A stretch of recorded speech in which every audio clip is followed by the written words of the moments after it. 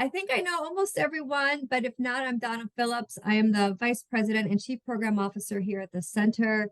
Um, I did We the People in my classroom in middle and high school, took teams to national finals, and then was able to bring it to DCPS at the district level. And I'm just thrilled to be able to lead We the People, among other things, here at the Center for Civic Ed and do it full time.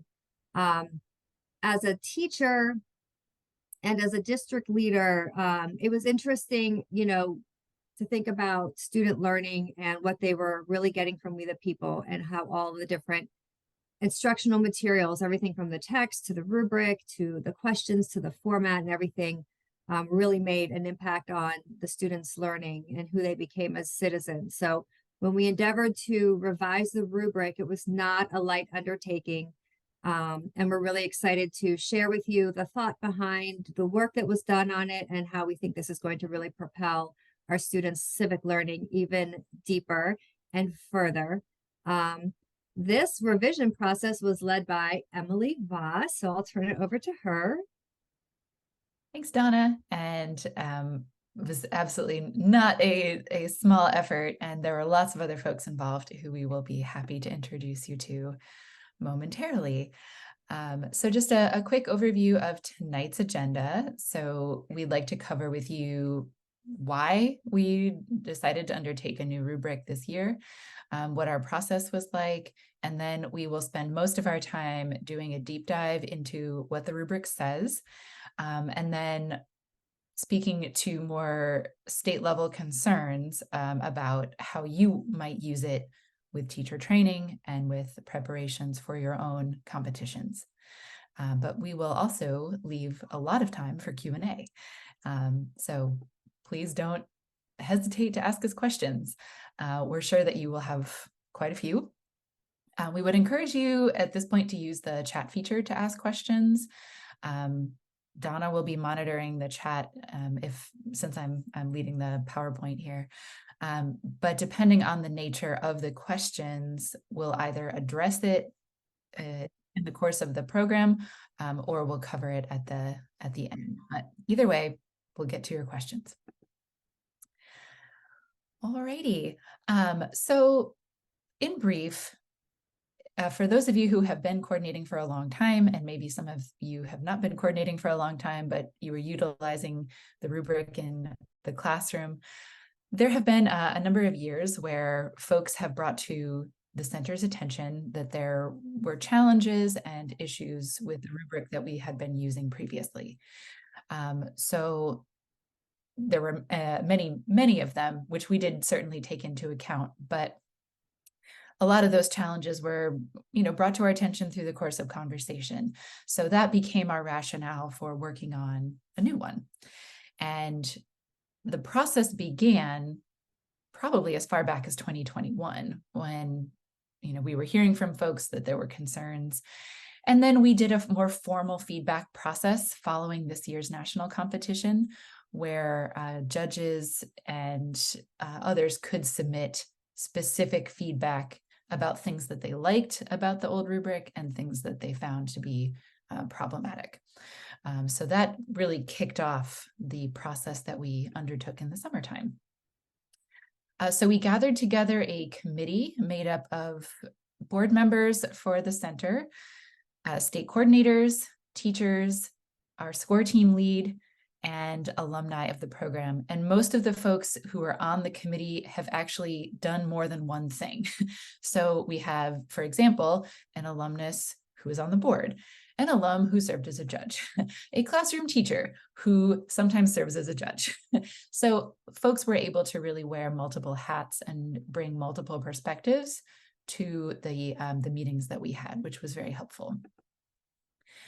So our committee members included a lot of names that will be familiar to many of you: Hank Chambers, Sean McClelland, Trish Everett, Beth Ratway, Donald Lanier, Michael Blau, and then of course Donna and myself. And Donald is, he's on the call with us tonight. He'll also be one of our co-presenters. And he was very helpful in bringing the state coordinator perspective as well as the perspective of our score team lead at the national finals. So we're very, very glad to have Donald with us throughout the summer, as well as tonight. So you'll certainly hear more from him later. So as I mentioned, we started the formal feedback process right after National Finals of 23. And once we started meeting as a committee, which was the end of May, we met every week through August. And so our process involved reviewing other rubrics. We brought forward rubrics that we liked for different reasons, whether it was design, whether it was explanation, whether it was ease of use, just to get a sense of where we thought we might go. And then we sorted through the feedback that we got from folks that the feedback came in from Google Forms. And then that helped us inform exactly where the kind of main pain points were and where we should focus our efforts. So we discussed the criteria. We talked about different practices of norming that we know that the judges like to use. We talked about scoring range. We talked about a great deal of instructional implication. Because at the end of the day, what we really wanted to do was build a rubric that was usable in multiple scenarios. We wanted it to be able to be used for folks that are just using We the People in the classroom and doing the simulated congressional hearing in a classroom. And that's it. They might not ever go beyond that, which is fine. But then we also know that we have this mechanism in place to be used at competition levels at the state and then at the national level. And then we were also trying to make something that was potentially usable at multiple grade levels. So we have, students really as young as middle school using this rubric up to high school. And that's a pretty broad range. So we took that into account as well. And then we submitted a draft for comments to teachers, judges, and coordinators. So thank you to those of you who submitted comments in August, and then did our final draft for production at the end of August. So that was kind of our process in a nutshell. And so yes, as Trish Everett put it very beautifully at the last time we had one of these sessions, we do not think that we created a perfect rubric. We think that we created a more perfect rubric. So Trisha's words, but I thought that was pretty good. All right, Donna, would you like to talk a little bit about our theory of why? Sure. I've mentioned my background, and also Emily mentioned the backgrounds of the people who were involved in the rewriting. And first and foremost, the We the People program is an instructional program, and it lives in the classrooms, in thousands of teachers' classrooms. And sometimes that's the only place it lives. It doesn't go beyond their classroom or their school. So we had to prioritize the rubric as an instructional tool first and foremost, because that's where the rubber meets the road. The teacher is using the rubric to guide the students' research and writing and deep exploration of the constitutional and current issues. So we wanted to make sure that it lived as that and served that purpose first and foremost.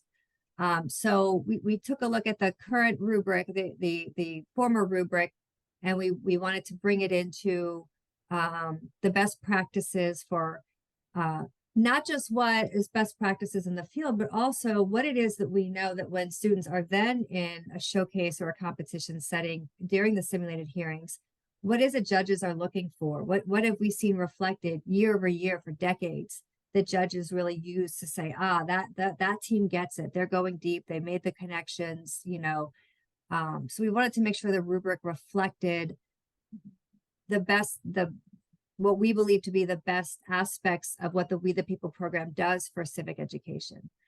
And so we also spent a lot of time thinking about how the rubric was structured, and therefore, if this is the end point, if this is the end that we have in mind, how does that back map into the decisions that teachers will make instructionally with their students so that they can meet the very demanding criteria of the rubric?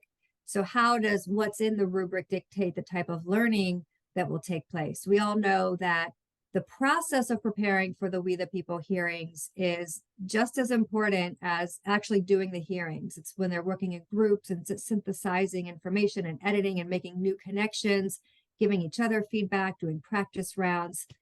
We wanted to make sure that the rubrics serve the purpose of this ongoing feedback opportunity for teachers to use with students to help them grow in their learning and knowledge. So we led with that intent.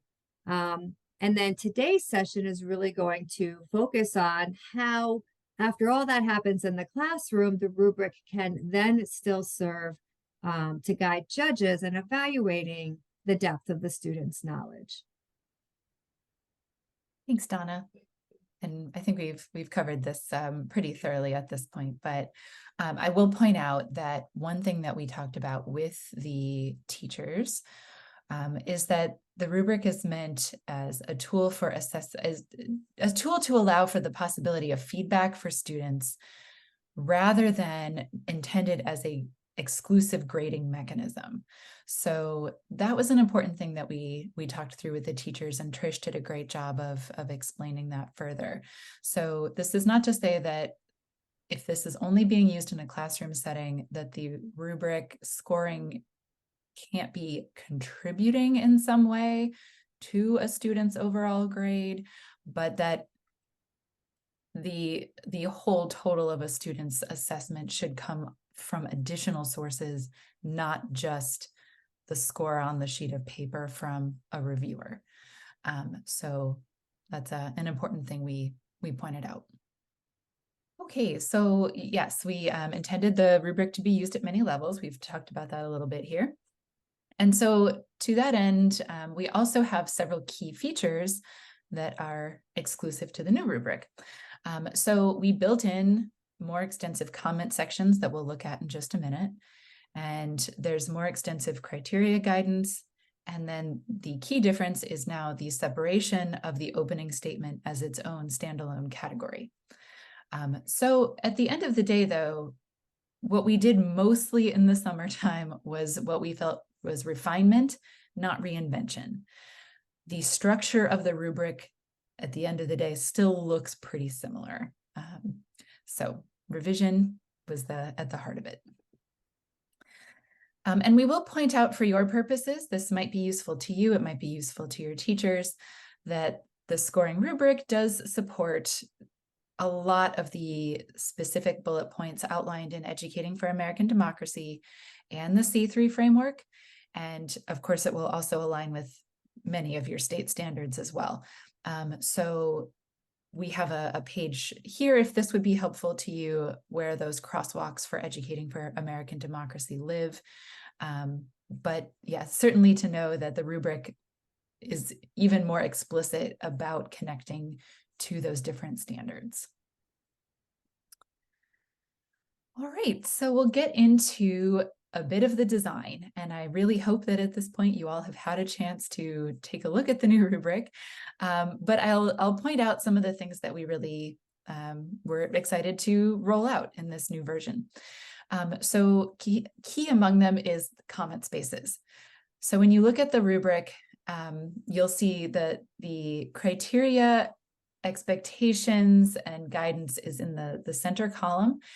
The left column is opportunities for growth, and the right column is ways in which the students might have exceeded expectations. So this was intended to help the judge or reviewer guide the kind of feedback they were giving. So, those of you who have attended our trainings before, we talk all about the judges telling the students, hey, here's what you did really well. Here's some things you might work on. Great. This is just our way of putting that on paper. And it's really important to put it on paper because this is a way that the students can see the feedback and use it to further their learning. All right. Scoring spaces, if you use or see the color version of this, the score box for each of the 5 categories is highlighted in yellow, which is just meant to draw attention for the person who is serving as the reviewer or the judge. At the tip top, you'll see in each category award a whole number score between 0 and 10. I highly doubt you will ever see a 0, but the 10 is the same as it was in the previous scoring system. All right, and then you'll see the center column meets expectations. So what we endeavored to do with each of the categories was to articulate what a student could do in each of those different categories. And the checkboxes are meant as a quick way for a judge or reviewer to follow along with what the students are saying and just make a note of it. So the checkboxes are meant to guide the assessment. They don't get scored individually. So just to be clear on that, there's 3 checkboxes per category. They're not scored by themselves. They are, as I said, meant to be a guide more than anything, and the students are not expected to reference every single example given. The list is meant to provide possible ways that students could answer the questions and hit those expectation high points that we wanted them to hit. So we'll get into this. We have a more specific example that we can look at, but what we would suggest that you offer to your judges or reviewers is that they just consider using a highlighter or a pen when they're listening to the student's opening statement and during the follow-up discussion period, where it's always a challenge for that adult to listen to the students, and you're looking at the students and you're also desperately trying to jot down, all right, what did they just say? But we're hoping that this is an easier way to do that. So you can just take your pen and say, yes, I just heard them reference Brown versus Board of Education. Great. I just heard them referenced Article 2 of the Constitution. Great. So it's just a quick way for the judges to keep track of what they've referenced. All right. I guess before I move on, Donald or Donna, did you have anything else you wanted to add about the design? Nothing about the design, Okay. but I welcome people to put questions in the chat. Yes, absolutely. All right, well, we'll dig in a little bit further then. So the students will be evaluated in 5 categories.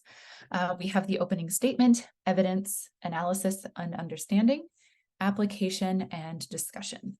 And again, each category is scored out of 10 points, and the total score then is 50.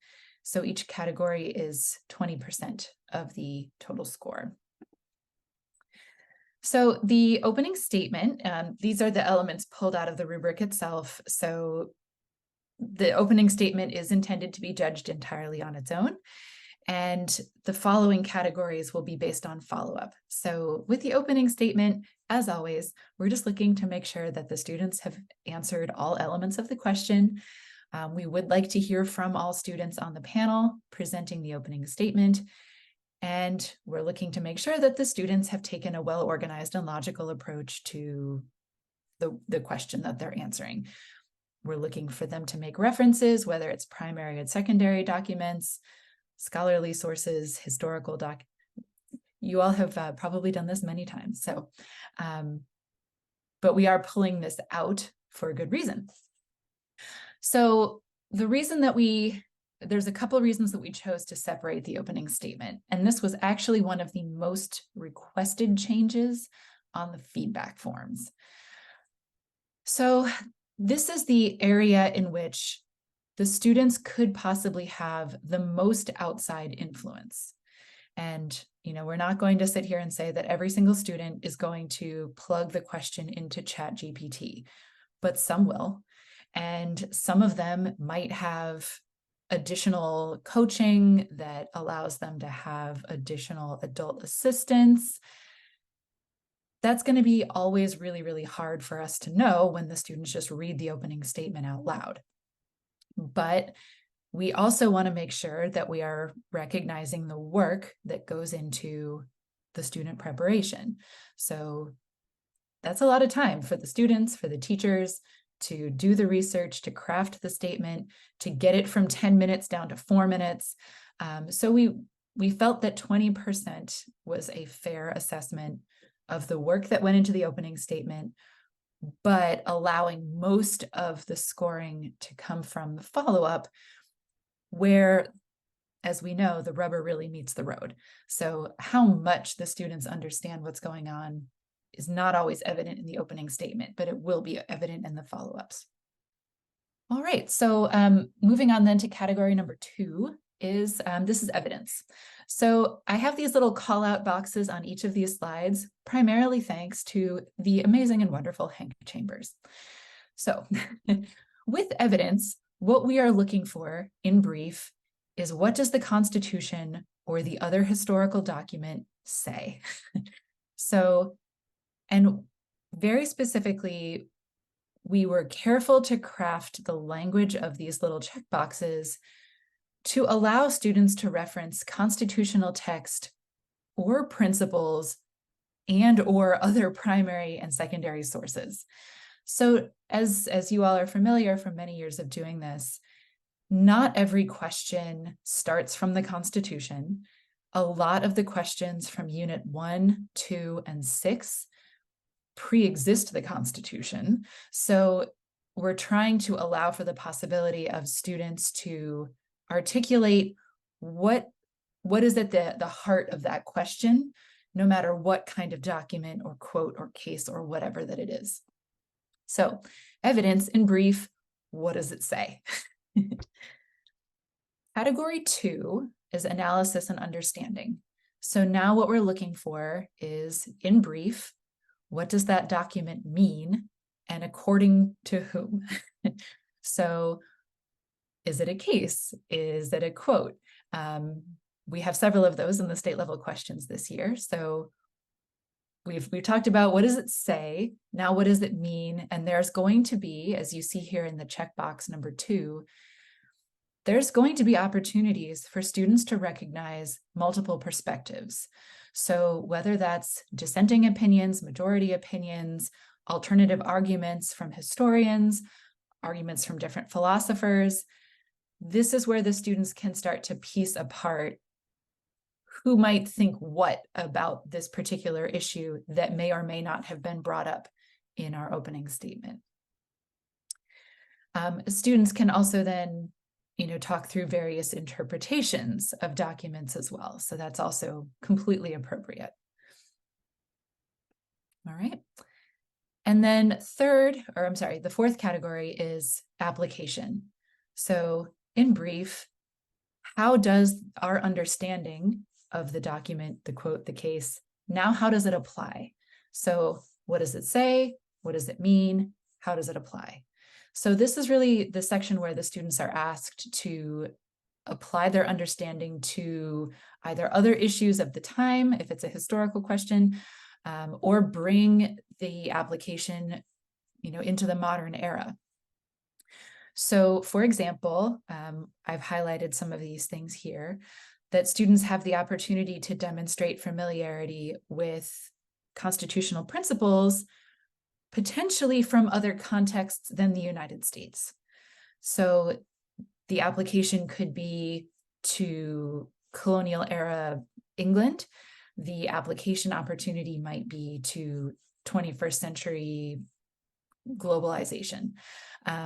So, again, the use of constitutional principles here is intentional. And so we're not here to punish students whose question does not always lend itself to a clear and obvious US Constitution, big C analysis. So those are kind of the big 3. What does it say? What does it mean? How does it apply? And we're happy to revisit these too. The final category then is discussion. So you all will be familiar with the previous rubric, which had a category of participation. And we really felt like participation didn't go far enough. And again, this was reflected in the feedback that we got from a lot of judges, that what we're really hoping will happen over the course of the hearing is that we build a discussion between the judges and the students. And over the course of that discussion, students will have an opportunity then to build on some of the arguments that they made in the opening statement. They can build on each other's arguments. they might use this opportunity to take an alternative viewpoint and say, in our opening statement, our group argued X. There are a couple of dissenting opinions in our panel. Here's why. So they can explain themselves further. And then how the students were able to balance the participation with most students actively participating. So what we're really hoping to encourage students to do is not just to say, I agree with my colleague, I disagree with my colleague. Because, in some cases, we've sat on panels and that's all you're going to hear out of maybe one or two of the panelists. We'd really like to encourage a deeper level of discussion. So the brief description of this category is how substantive was the discussion that we just had. So that is a brief walkthrough of the elements of the rubric. Donald or Donna, would you like to add anything or address anything from the chat?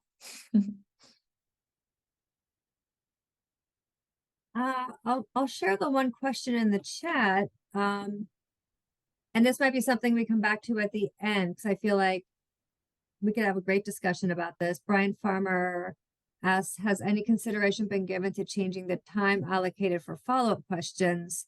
If only 20% of the score goes to the opening statement, it seems it might be beneficial to have more time for follow-ups, since they account for more. So let's come back to that question, because I think that's an important one and something that I would love to hear feedback from our other, most of you who are state coordinators and everything. So great question.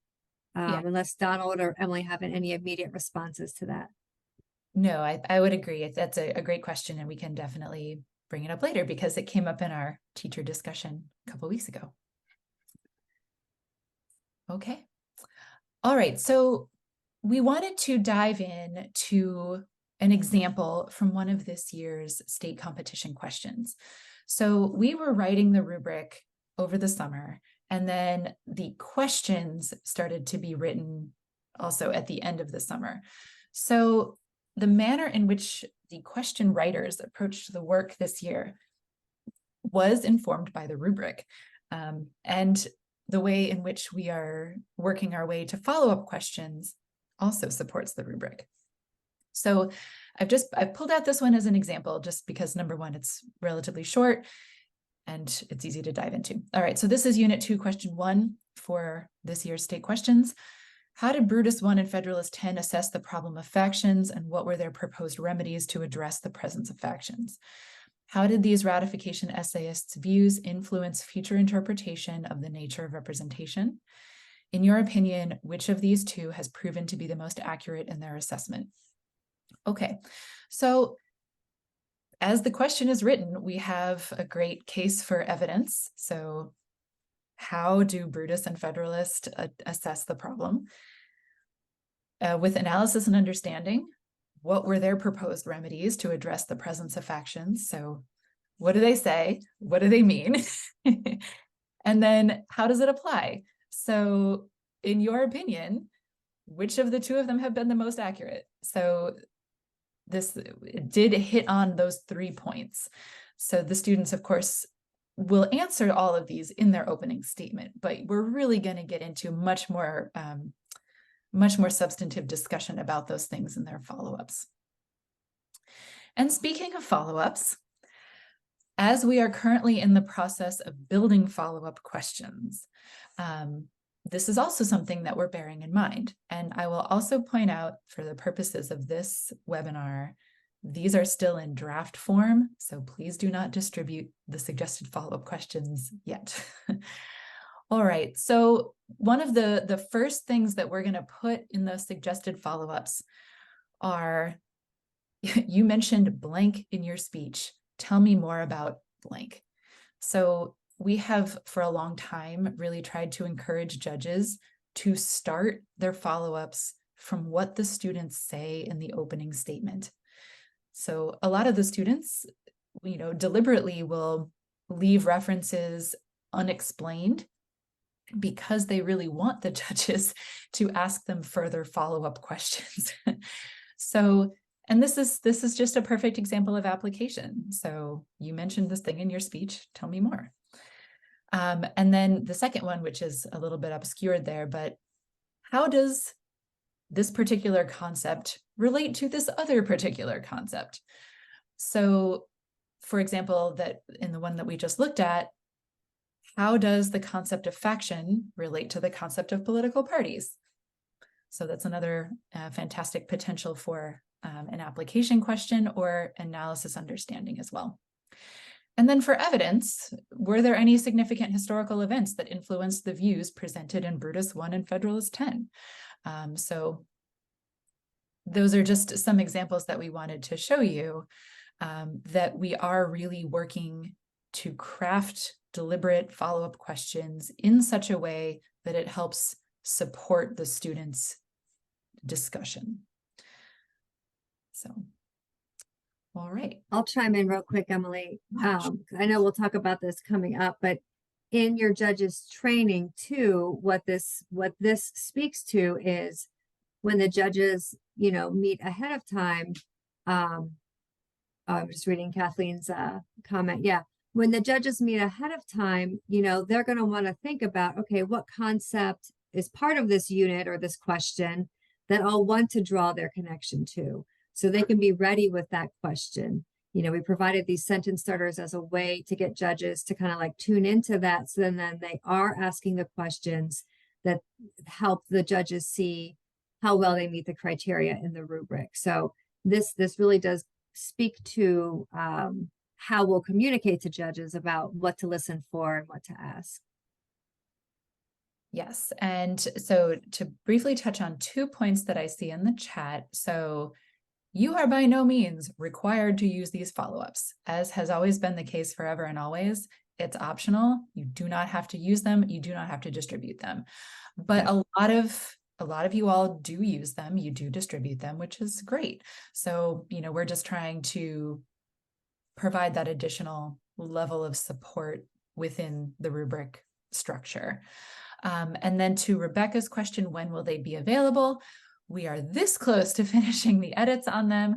I hope that they will be done and published by the end of this month, if not a little bit before the 31st. So that's the time frame there. So thank you. Those are all really, really good questions, and I'm sure we'll look more. Okay, so I do want to point out that we also have created a student-friendly version of the rubric. It can be found on the same page as the competition questions. Similar to the rubric, because we are looking to create something that is workable for middle and high school, it is geared toward an 8th grade reading level, which is not to say it will be insulting for high school students, but just there you go, it's written toward an 8th grade level. And teachers may wish to use that version to introduce the assignment to students.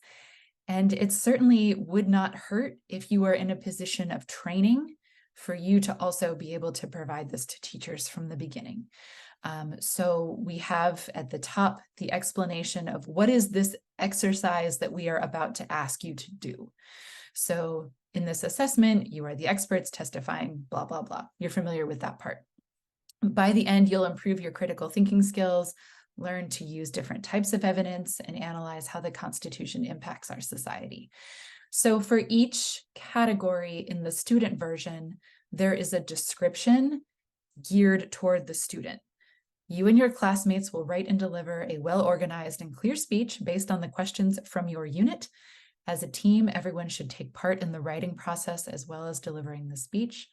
Use accurate information from the Constitution, history, and other trusted sources to strengthen your speech. Okay, so there's your student instruction.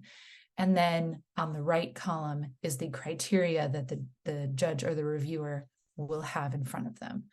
So this is where the student is then able to understand, okay, what is it that I am being asked to do, and what is someone else looking for? And I'm saying someone else deliberately because a lot of teachers will have the students do sessions where they will review each other. So anybody sitting in the reviewer's chair will be able to use that criteria, and the student will know what that person's looking for. So, again, that is available on the website. All right, so another quick word that we wanted to bring up on the comment sections. So these would be the opportunities for growth and the exceed expectations. This is one of the key parts of the rubric and is super important for the students to be able to take that feedback, and even if they never use this beyond the classroom, they can still use the feedback, whether it's for their own civic learning or just their general improvement as researchers and writers. We would, at every level, encourage folks to plan to distribute the pages with comments back to the student and back to the teacher, because teachers are also really, really eager to get that feedback from judges. So we would love to bring that to your attention now. I know that has not always been the case or the practice in all places, and sometimes it's down to time. Don't worry, I get it. And it has not always been made known to judges that their score sheets or their rubrics will be handed back. So what we would encourage you to do if you are in a position to be organizing an event, whether it's an in-school event, whether it's a state level event, just to let the judges know, hey, your feedback is going to be really important. A lot of the students at this event may not necessarily go to another level of competition. That's fine. But having the kudos for exceeding the expectations and the opportunities for growth is a big deal. So, dear judges, please write legibly, number one. And then, if possible, in trying to ensure that judges have a few minutes available to jot down feedback. So I know that can be tough. I know, in-school competitions can go really, really fast, but any time that you can provide for judges to jot down that feedback is good.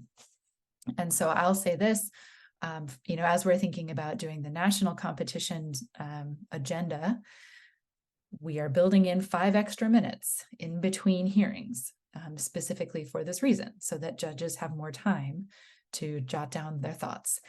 And so we just wanted to make that known to you.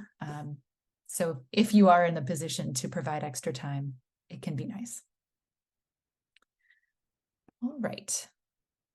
So okay, I'm going to call upon Donald here fairly shortly.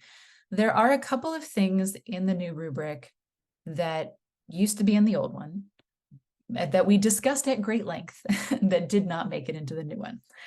So the first one is a scoring range. So we talked about this a lot.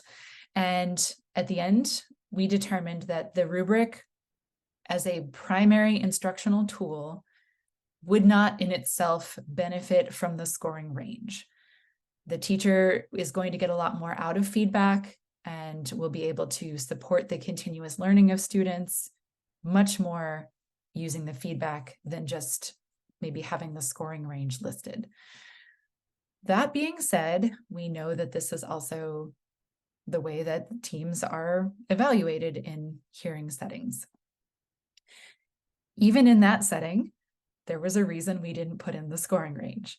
So there is a bit of a pigeonhole that happens when the previous scoring guide was, 5 and 6 average, 7 to 8 above average, 9 to 10 excellent.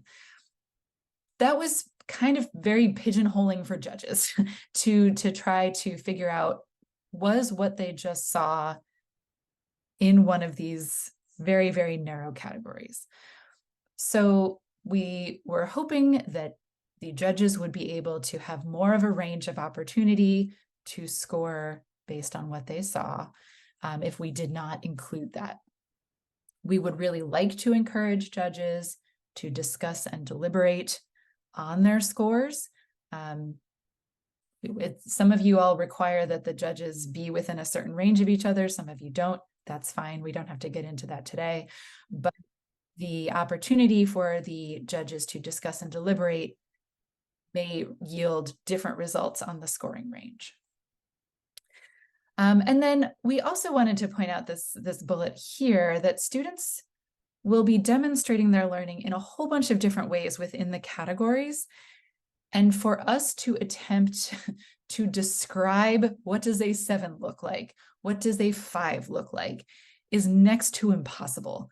So we really would like to encourage the judges to focus on the student presentation and then to discuss and deliberate amongst themselves afterwards what score they feel is appropriate. Donald, would you like to weigh in? Absolutely. So before I jump into what you've got on the screen right there, there were a couple of questions that were posted in the chat that are kind of relevant. I want to hit on those now. One of them was judges are reluctant to provide critical feedback in writing with their name attached. I can't speak for every state, but I can speak for South Carolina and the national process. We redact judges' names. There is never an individual judge's name given out to a teacher, either at our state level competition or from the national finals. I think it's important to have the anonymity in order for the judges to put what they really believe, because I don't know about y'all, but some of my states, the teachers would not hesitate to pick up the phone and call those judges point blank and say, why? So we always redact that information. The second thing was, is it possible to have the rubric or for us to recreate the rubric in jot form to allow for digital submissions? That's an awesome question. That is coming soon. One of the things that I do as the score team lead is create the digital version of the score sheet. So now that we're getting to that end point, that's next on my list. And as soon as we have that created, it will be made available. Emily, we can either make it available from my side or your side, doesn't matter which, so that everyone can clone it, and reuse it as they see fit. So yes, that will be coming. All right, so let's see. Those are the two things. Will the digital version be made available for this school year? Yes. It is my hope to have the digital version of the score sheet available by mid-November at the latest. That's just kind of one of those other duties as assigned kind of things. So we're working towards that. That's super amazing. Good job. All right. Encouraging the judges to discuss and deliberate. We, from the national perspective, we have a rule. If amongst the 3 judges, if there is more than a 15-point variance, we pull that judging panel aside and say, hey guys, or hey ladies and gentlemen, what's going on? Did everybody see the same team? Do we have an errant score sheet submission, etc.? We would like to tune that back down to maybe 10 points total across the score sheet, but all of that's in play. In my state, it's more than a 7-point variance across the 3 judges that I ask, hey, what's going on? Let's make sure everybody saw the same team. And in a lot of cases, when they start having that conversation, typically it is more seasoned judges versus newer judges. Oh, I thought this, how about that? And it kind of goes back and forth. And there's a bit of coming to the middle with that. I like the flexibility that the state coordinators can create their own scoring guidelines for the state hearing process. I could tell you one of the things that I shared from our perspective was what we had done with our mock trial program, and we're in the process of replicating within We the People for South Carolina, is we adopted the same process that AP does for grading AP US history exams. So you start off with a 1 and a 2, it's these things done very poorly. The next step, the 3, 4 is these things, but done a little better. And it continues to add criteria each time. So for our perspective, that's what we're going to be doing there. But I like the fact that the state coordinators have a little bit of freedom there. And there is going to be some relearning, if you will, for the judges, because some of our judges have used that six block score sheet forever in 3 days. In this refining, in this process, this actually is going to get the judges thinking a little more about how they evaluate those scores. And I think that's going to give them, it's going to give them pause to say, okay, 20% for the opening, this much for the actual analysis, and it's gonna cause those wheels to turn a little bit better. So that's something that's going to take a bit of time to get through. Those are kind of my thoughts from the scoring room. That's a great lead in, and I promise we are going to revisit the training question momentarily. Okay, so the other missing element was the old tiebreaker box. So, oh my gosh, what happens if there's a tie? So first of all, and Donald, I'm going to hand this to you for the math. A tie is not actually all that likely, but just in case, we did think through a process. So I'll talk about the process that we want to recommend, and then Donald, please weigh in. So what we're suggesting for the tiebreaker is that whatever setting the judges happen to be in, regional, state, class, or in-school competition, what have you, judges can simply rank the panels that they saw in the order that they think is reflective of the performance. So team 1 first, team 5 second, et cetera, et cetera. Their final scores will probably reflect this, but they can do that stack ranking process. The thing is, this is what they were doing anyway when it came to the old 100-point system. They were just choosing slightly more arbitrary numbers out of 100. So in this case, we're just asking them to do a straight rank. And if you would like, for your purposes, you can create a form where the judges can just jot that down, or they can turn them into you in the order in which they're ranking their teams. A lot depends on how many teams y'all have at once. That the judges turning it into you in order is going to be an easier situation with 3 or 4 teams than it is with 12. So that part is going to leave you some freedom there. But we do want to point that out because this is also the method we're going to use for the nationals, where we're going to ask the judges to rank all the teams they saw that day in order, 1 to 12. So Donald, would you like to add anything there? Sure. So the whole discussion about the tie comes in often, and the tie break, let's be honest, is confusing for most all of our judges because, again, as Emily was saying, the arbitrary nature of 100 to 1. And most of the judges want to put that as a very high number anyway, because they don't want to feel like they're really penalizing a team, et cetera, et cetera. Now, part of the debate in this process building towards the new scoring rubric was, should we be rank ordering the teams, or should we be going strictly off of what we see in this one room? And as some of our judges who sat on the panel said, look, it's all well and good that you want us to say we're only judging based on what these students present, but part of the human nature and part of the judging atmosphere is we're always going to be making some comparison. So the compromise in that is their straight scores are going to be what they saw in that room without regard to the other rooms they're seeing. At the end of the day, when we come to that tiebreak discussion, they're going to rank, each judge is going to rank the teams that they saw, again, from the national perspective, from 12 to 1. And that's going to allow us to work towards, if we have a tiebreak, how to break it, the best overall ranking across all judges, all units, will give us that tiebreak number. And that way it's actually a real world number that we could say, hey, you were X better than the next team up. Now, I have done the national finals as a team member or scoring lead for, I don't know, 12 years now. During the pandemic, I worked with 18 to 25 states during each of the virtual years.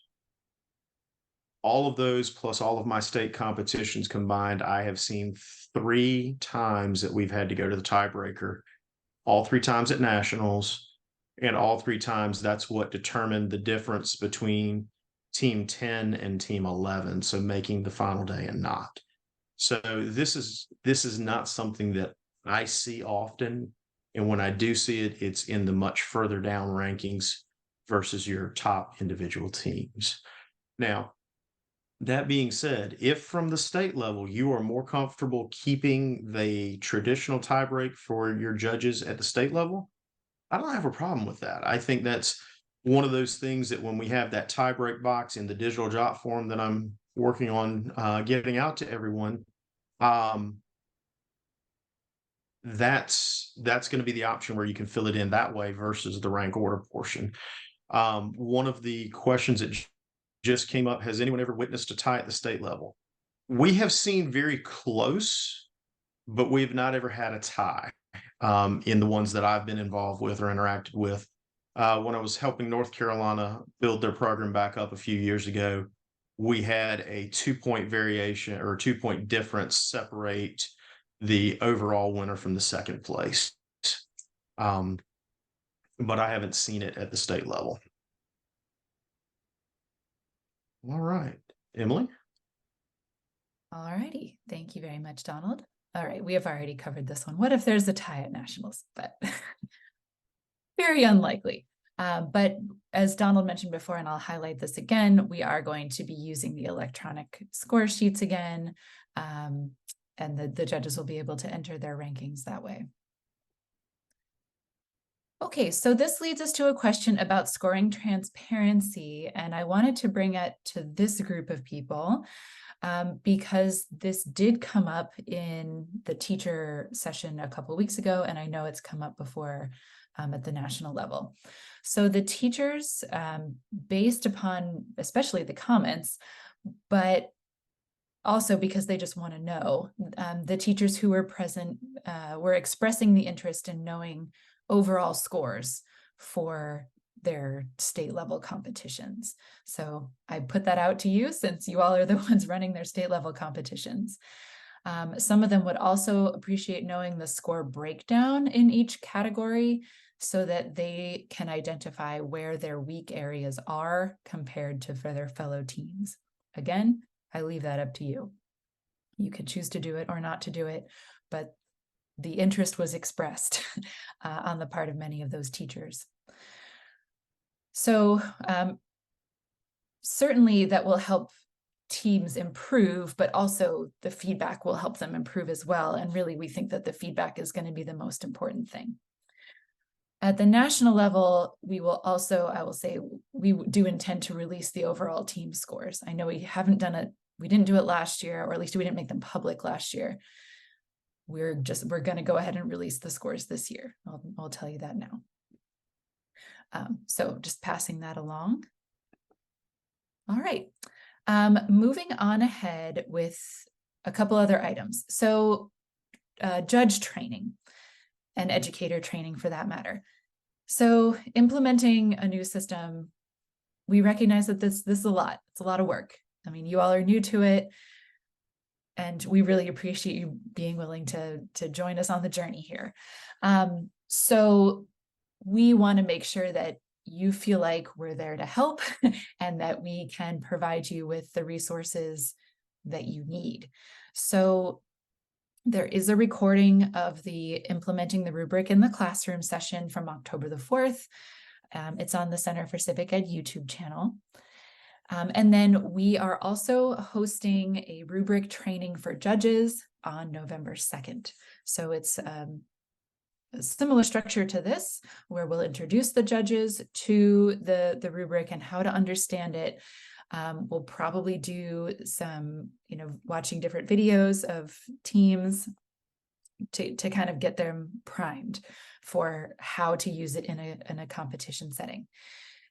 You all are welcomed and encouraged to send any folks that you usually work with as judges to attend that program. If you have not selected your judges for the year, which is fine, I would understand, we're going to record it. It will be available. You can use it whenever you're doing your own judge training. It's there to help.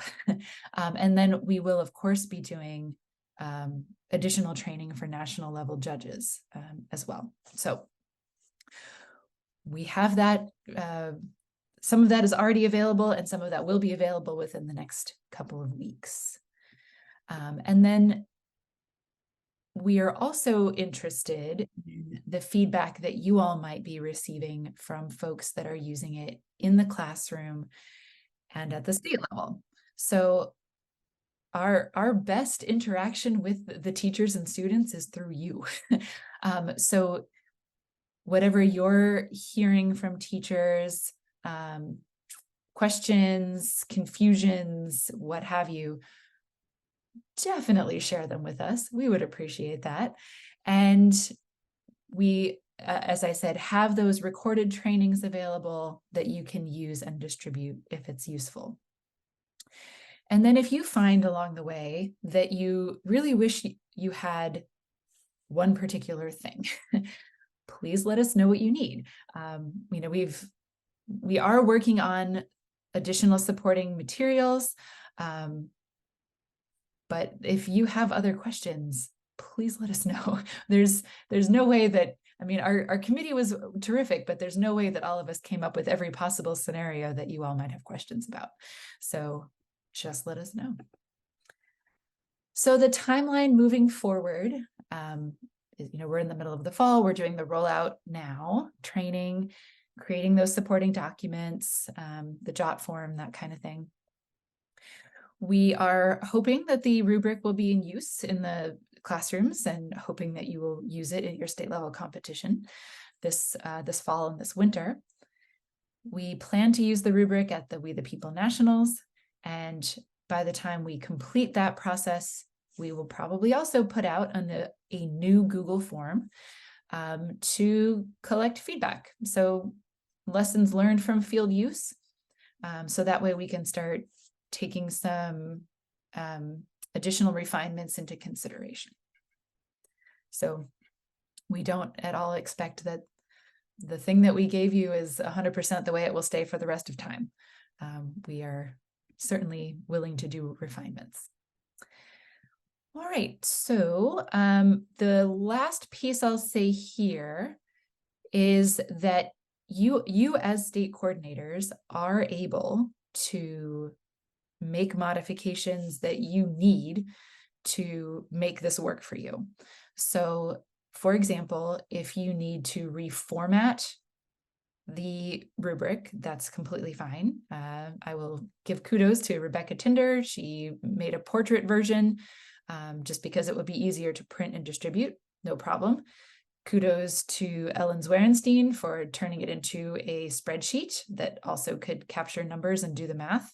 Great, all good. And if you need to modify it because you have a very specific state criteria that you really need to meet, okay, that's great. If you need to adjust the point values, then that's okay too. So I'm saying this as well because it's not just in a competitive setting, but for elementary school students. The rubric that we've given you is a lot, probably for an elementary audience. So if you are in a state setting where you have elementary hearings, you may need to make adjustments to make it more user-friendly for fifth graders. And that is also totally fine. The one thing we would ask is that if you are making an edited version, please don't hesitate to share it with us. We are not going to be mad at you. We really like to see the modifications that you've made because it gives us good ideas. So we welcome that, we're open to that. So just to let you know. Okay, so with that, I'm happy to have Donna and Donald and I address any of the final questions that we have in the chat. So let's see. Donna, do you mind being our chat moderator? Of course, there's just a ton of great ideas about how different people share the results. And then Chris Elnicky, I'm sure everyone else wants to know, how soon after the November 2nd judges training will the recording be available? How long does that usually take us? Like a day or two? Usually takes us like 2 days, but Yeah. we'll let you know. Yeah, we'll email it and then we'll also post it. So you'll be the first to know when it's available. We download it and then our comms team uploads it to our YouTube channel. Put it on our YouTube channel and our Vimeo channel, and Yeah. they are generous enough to snip, I don't know, like dead air or things that no one really needs to see on playback. And then Roger asks, does the center still write the state hearing questions with a basis related to the text? And yes, that was one of the really fun things that Emily and I got to do when we first joined last year, was create a process for writing the questions, but we also engaged members of the network to help with those as well. Yes, and I think we can also say that the first instruction to them is the students need to be able to answer the question if they do nothing other than look in the book. It might be kind of challenging for them to answer some of the bullet points maybe, but that they should always be able to start with the textbook. Yeah, and Roger, do you want to come off mute and share your next thought? Thank you.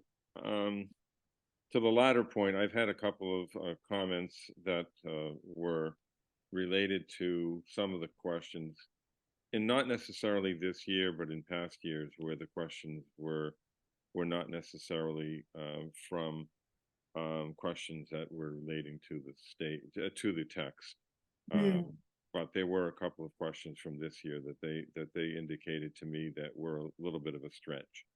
But to my last point, and I articulated it, but I do want to start off by saying I really applaud you for all of the hard work that you've gone and what you've done with the challenges of creating a new rubric. So please don't take any of my remarks, okay, in a negative way, because a lot of hard work has gone into this. But I am concerned of how can we create a smooth way for new teachers to be able to want to introduce this hearing process, which I think all of us recognize is very important within the program. So when they first start and they get to see this new hearing rubric, I think some of them are going to be a little bit scared. And my hope would be, is there a way, particularly like at the elementary level, where we can take this new rubric, not fill it up, okay, with so much that all of a sudden the teachers are looking at this and say, well, how the hell am I going to get this, okay, across, okay, to where my students, okay, can understand it, and maybe even they can say where I can understand it. So is there a way in which we can create the rubric in a way that can be less threatening for new teachers and allow for them to get to the point, okay, with this rubric, okay, makes a great deal more sense. So I do believe, okay, that you've done a good job of making this, okay, more appealing. But I am concerned about our elementary and even our middle school teachers wanting to take this to that level and getting that done, because I think it's going to be challenging for us. And I see myself, okay, trying to say, okay, well, don't take this, okay, at face value. We can adapt this. We can do this. And I don't think you want us as state coordinators having to do that, because I don't think that's healthy either. Mhm. Yeah, I appreciate your comments and your thought back to, you know, how does this live in the classroom, and how do we make sure that beginning teachers aren't intimidated and know how to get started. It makes me think of a couple things, and then it also spurred some ideas. So one thing is we are this close to our brand new landing pages for We the People, which I think are going to be right now. The largest purpose they serve are for teachers already competing in state and national finals and for state coordinators. We are flipping that so that it's inviting for any teacher, whether you're just trying to figure out what We the People is, how to implement it, or you're someone who's competing and you want to know, you know, where you get all the subsequent information. So that's one thing. And then within those new pages, we're going to build in very easy to find instructional supports. And one of the things that has been, I think, missing, and Roger, actually, you and I worked on this like 20 years ago, was like how, like, we have a teacher guide, but it's not necessarily exactly how teachers actually go about implementing We the People, right? We've got all of this stuff that's like floating around in all of our teachers' classrooms that's not memorialized. And so what is that first step? I don't think our teacher guide does an adequate job of like breaking that open for teachers. And now to your point, the rubric may just add to even more kind of like, how do I even get started? So we are looking to create some very specific instructional guidance, not only for the hearing, but now with the rubric. One of the first things we'll be doing is putting the rubric and having not live, but like videos you can click on for each criteria to show what that looks like. So we'll be building in like some interactive pages like that. The other idea I just thought of was taking a student's speech and kind of color annotating it to show, here's where application lives, here's where evidence lives, like that. This is what it could look like for a sample student speech. So those are just a couple things off the top of my head that your question's making me think of. But a lot of this exists. And I think one of our next steps is to now bring it forward so that it's a more clear pathway for newer teachers, in addition to how we do it in our grant projects too. But we're open to all kinds of ideas, and we'll probably reach out to you and work with teachers in our network to do all of those things I just described and more. Thank you.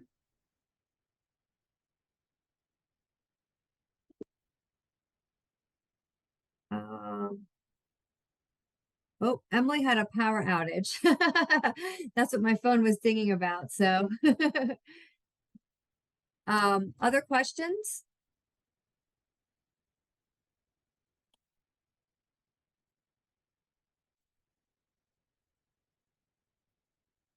Hey, Donna, this is Wes from South Dakota. How are you? Good. How are you?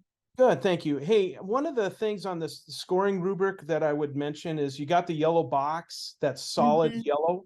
Maybe make that an outline box, because writing on a pen on toner sometimes doesn't you know, it doesn't write well, where just writing on paper would. And then if there was a black and white version, so I'm not spending a ton on copying, that would be great too. Thank you. Yeah, the two very good suggestions. We will make a black and white version that's easier to download and print. The other version that we'll have up is a and will be editable, will be spreadsheet version. So that's something that Ellen in Michigan started working with for her purposes, and shared a version with us that we really liked. So we'll adapt it and make that something that anyone can download and edit as well. But definitely a black and white downloadable version. Beth? I want to echo what Roger said before. Honestly, the hard work, and I think Emily came back, or at least for a minute, maybe she's not. She's in the dark. Dark.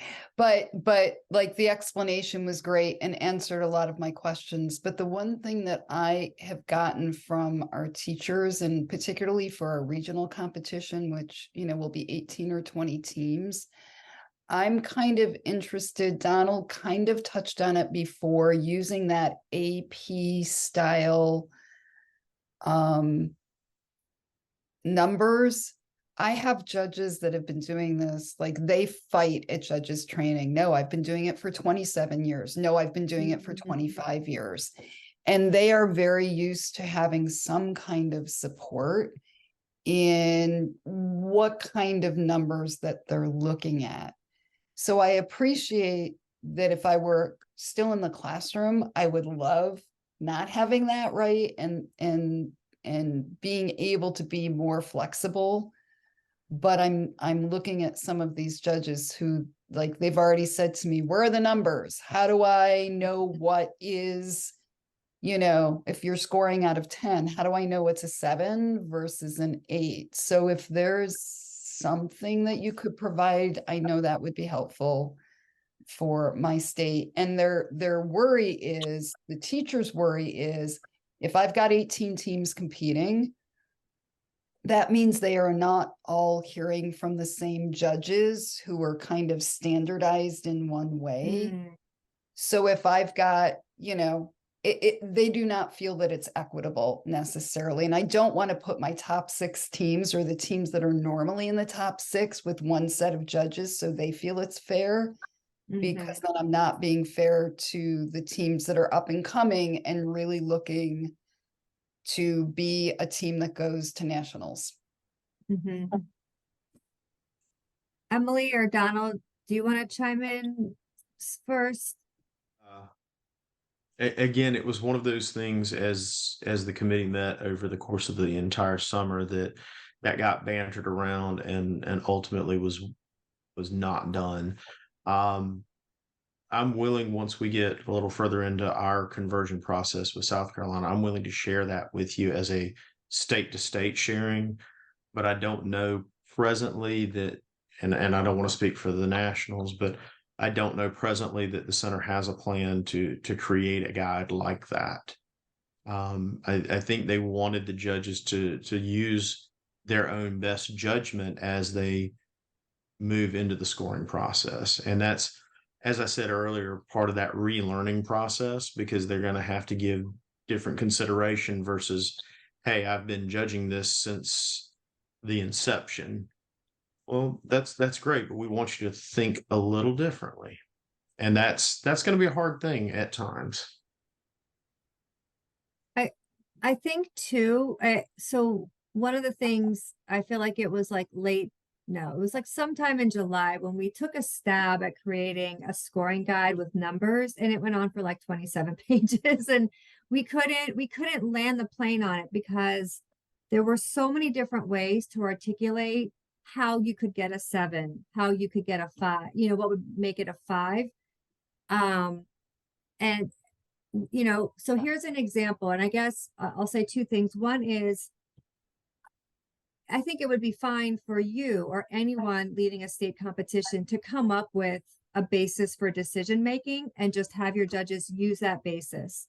That would make it consistent. That's also something that we want to learn from. What basis of decision making did you use in your state, and why, and how did that work for you?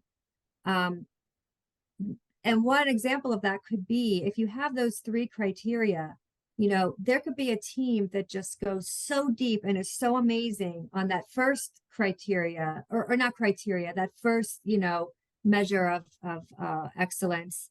And they're just cursory on the other 2, but that first one is so amazing that's like, yeah, that's an 8 or a 9, because they took it all the way.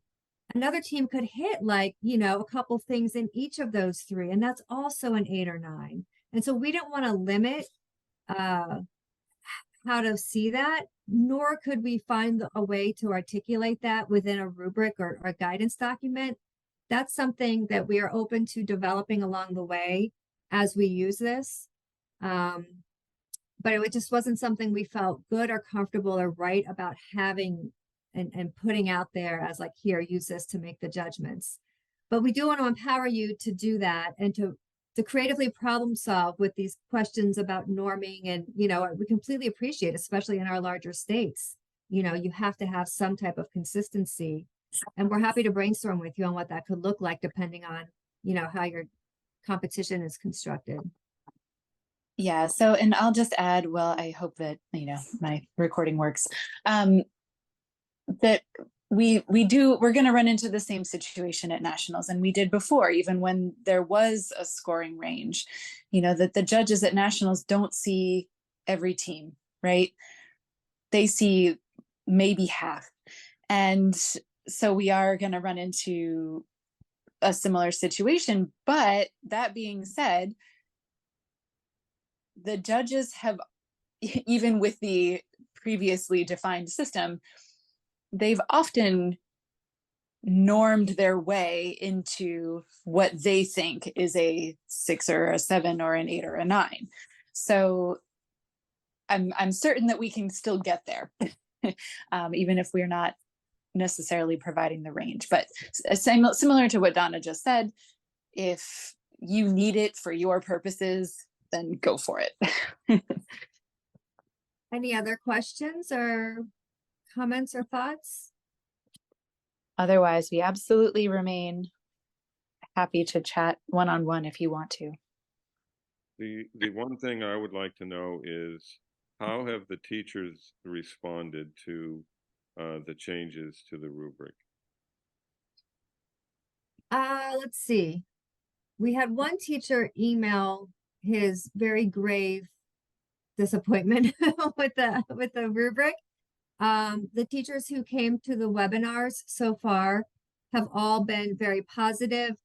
Like a couple had clarifying questions, and then they were, you know, happy to have that clarified, but we have got nothing but positive responses, except for the one that I just mentioned. So that's been affirming and helpful. You know, we take feedback from our state coordinators, our judges, our teachers, you know, all of that is important and useful in figuring out if we're going in the right direction.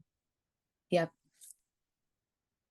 And we did introduce it to the teachers who were part of the summer boot camp series. The 2 teachers who led it are perennial nationals participants, and they were real happy about it. And the others they just, you know, kind of took it in stride. I didn't hear any strong pros, strong cons. They were just interested to get it road tested. Mm-hmm. Amelia, did you have a thought? Oh, I was just going to say that when I first saw the draft of this new rubric, I still really had my teacher hat on. I'd only been a state coordinator for a few months at that point, and I was really thrilled to see the added flexibility for how can we guide students to actually engage in civil discourse. I felt like before, it felt more like we had to shoehorn certain examples in just to check a box. And I loved the flexibility that was added with some of the language. And I also just think the rubric format itself is so much more clear. So really, I was thrilled with it, thinking of how I would have used it as a teacher. Thanks for that feedback. Any other questions, comments, ideas? So otherwise we can probably end the official recording part, and, you know, Donna and I can hang out for a little bit if you have something else you want to discuss after the fact.